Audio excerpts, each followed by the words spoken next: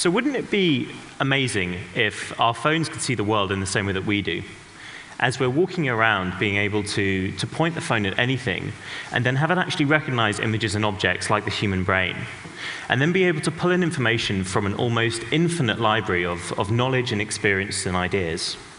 Well, traditionally that was seen as science fiction, but now we've moved to a world where actually this has become possible.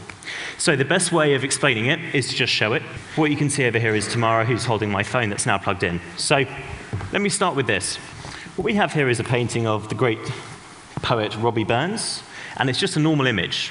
But if we now switch inputs over to the phone, running our technology, you can see effectively what Tamara's seeing on the screen. And when she points at this image, something magical happens.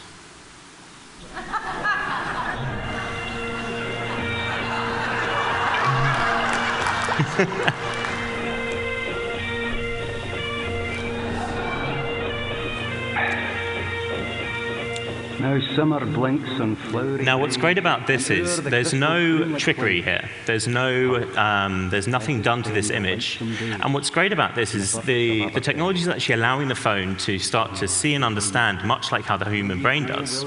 Not only that, but as I move the object around, it's going to track it and overlay that content seamlessly. Again, the thing that's incredible about this is how advanced these devices have become. All the processing to do that was actually done on the device itself. Now, this has applications everywhere, whether in things like art and museums, like you just saw, or in the world of, say, advertising or print journalism. So a newspaper becomes out of date as soon as it's printed. Here is this morning's newspaper, and we have some Wimbledon news, which is great. Now what we can do is point at the front of the newspaper and immediately get the bulletin. You adapt, and you have to be flexible. You have to be willing to change direction at a split second. And she does all that. She's won this title. And that linking of the digital content to something that's physical is what we call an aura. And I'll be using that term a little bit as we go through the talk. So what's great about this is it isn't just a faster and more convenient way to get information in the real world, but there are times when actually using this medium allows you to be able to display information in a way that was never before possible. So what I have here is a wireless router. My American colleagues have told me I've got to call it a router so that everyone here understands. But nonetheless, here is the device. So now what I can do is, rather than getting the instructions for the device online, I can simply point at it, the device is recognized, and then begin by plugging in the grey ADSL cable, then connect the power, finally the yellow Ethernet cable. Congratulations, you have now completed setup. Awesome, thank you. The incredible work that made that possible was done here in the UK by scientists at Cambridge. And they work in our offices, and I've got a lovely picture of them here. They couldn't all be on stage, but we're going to bring their aura to the stage, so here they are.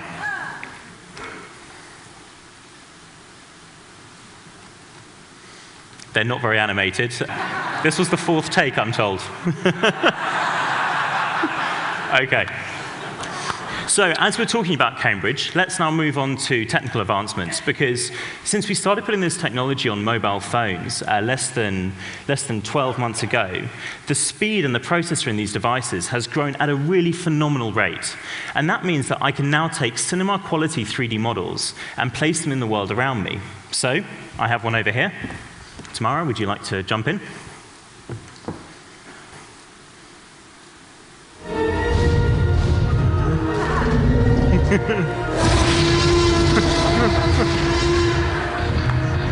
Actually,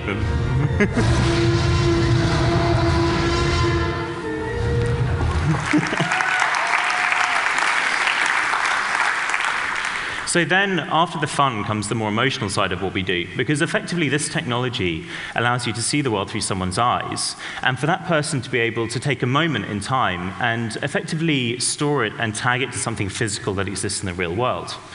What's great about this is the tools to do this are free, they're open, they're available to everyone within our application, and educators have really got on board with the classrooms. So we have teachers who've tagged up textbooks, teachers who've tagged up school classrooms, and a great example of this is a school in the UK. I have a picture here from a video, and we're now going to play it. See what happens. Keep going. TV! Now move it either side, see what happens. Move away from it and come back to it. That is so cool! Just a normal piece of paper. And then, have you got it again? Oh my god! How did you do that? Because it's in my iPad. So it's not magic. It's available for everyone to do. And actually, I'm going to show you how easy it is to do by doing one right now. So I'm told it's called a stadium wave. So we're going to start from this side of the room on the count of 3 and go over to here. Tamara, are you recording? OK, so are you all ready? 1, 2, 3, go. Fellows are really good, huh? OK, now we're going to switch back into the Erasmus application. And what Tamara's going to do is tag that video that we just took onto my badge so that I can remember it forever. Now, we have lots of people who are doing this already, and we've talked a little bit about the educational side. On the emotional side, we have people who've done things like sent postcards and Christmas cards back to their family with little messages on. We have people who have, for example, taken the inside of the engine bay of an old car and tagged up different components within an engine so that if you're stuck and you want to find out more, you can point and discover the information.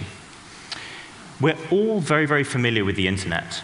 In the last 20 years, it's really changed the way that we live and work and the way that we see the world.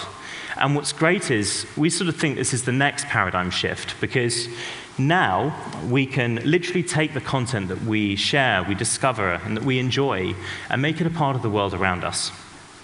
It's completely free to download this application. If you have a good Wi-Fi connection or 3G, this process is very, very quick. Oh, there we are. We can save it now. It's just going to do a tiny bit of processing to convert that image that we just took into a sort of digital fingerprint.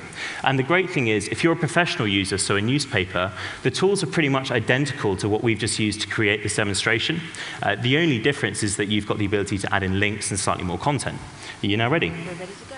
OK, so I'm told we're ready, which means we can now point at the image, and there you all are. 1, 2, 3, go.